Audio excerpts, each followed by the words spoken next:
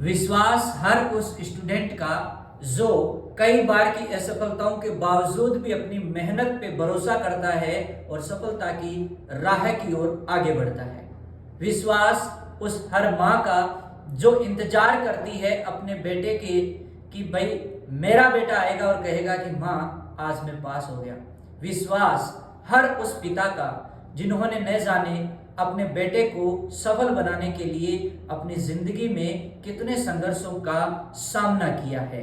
जी हाँ, विश्वास हर उस विद्यार्थी का उत्कर्ष के ऊपर, और इसी विश्वास के लिए आप लोगों को सलाम। और साथियों, आज शाम 8 बजे टीम उत्कर्ष आपसे मिलने वाली है उत्कर्ष एग्रीकल्चर क्लासेस यूट्यूब चैनल पर, आपके इसी विश्वास और भरोसे के साथ, बहुत ही शानदार अपडेट के साथ। Thank you so much.